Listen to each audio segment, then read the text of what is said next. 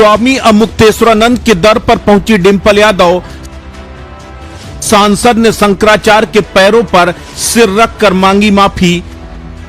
जमीन पर बैठकर पढ़ा अखिलेश यादव का यह संदेश, महाराज जी ये प्रकृति आपके अपमान का लेगी बदला।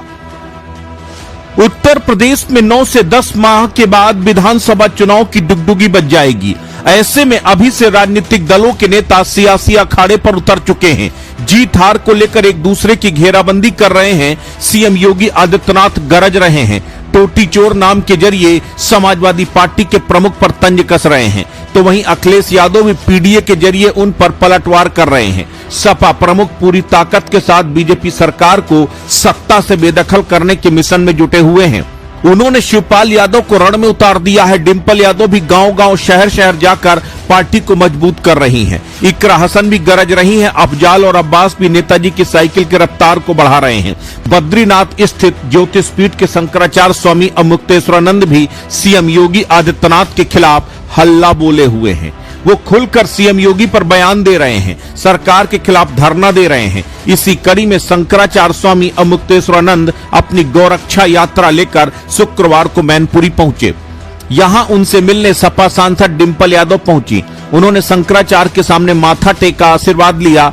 डिंपल ने शंकराचार्य को शाल भी भेंट की। अखिलेश यादव के साथ ही बद्रीनाथ स्थित ज्योतिषपीठ के शंकराचार्य स्वामी अमुक्तेश्वरानंद भी सीएम योगी आदित्यनाथ के खिलाफ मैदान में उतर चुके हैं। शंकराचार्य के निशाने पर सिर्फ सीएम योगी आदित्यनाथ हैं। वो हर मौके पर सीएम योगी को घेरते हैं, उन पर आरोप लगाते हैं। इसी कड़ी में बद्रीनाथ स्थित ज्योतिषपीठ के शंकराचार्य स्वामी अमुक्तेश्वरानंद मैनपुरी पहुंचे। शंकराचार्य स्वामी अमुक्तेश्वरानंद सपा नेता और पूर्व विधायक राजकुमार यादव के मैरिज हॉल में ठहरे थे। तभी मैनपुरी की सांसद डिंपल यादव उनसे मिलने के लिए पहुंची। डिंपल यादव ने शंकराचार्य से आशीर्वाद लिया। उसके बाद डिंपल शंकराचार्य के पास जमीन पर हाथ जोड़कर बैठ गईं। शंकराचार्य ने गोमाता को राष्ट्रमाता घोषित करने की अपनी मांग दोहराई। डिंपल यादव ने सबसे पहले कन्नौज की घटना को लेकर शंकराचार्य से माफी मांगी। कहा कि आपको सड़क पर रात बितानी पड़ी, हमें दुख है। वहीं गोमाता को राष्ट्रमाता घोषित कराने की मुहिम को लेकर डिंपल ने कहा कि सपा के राष्ट्रीय अध्यक्ष अखिलेश यादव आपके साथ हैं और आगे भी हमेशा रहेंगे। डिंपल ने यह भी कहा कि प्रयागराज माघ मेले में शंकराचार्य का जो अपमान हुआ है, प्रकृति उसका बदला जरूर लेगी।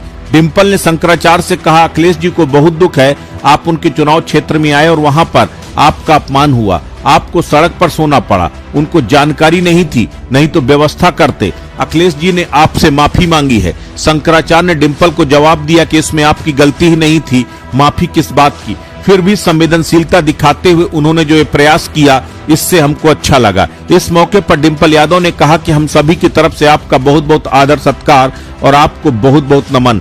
जिस तरह से सनातन धर्म का अपमान हो रहा है, उससे पूरा देश और दुनिया देख रही है। सत्ता में बने हुए लोग वो किस तरह शंकराचार्य का अपमान कर रहे हैं, जनता देख रही है।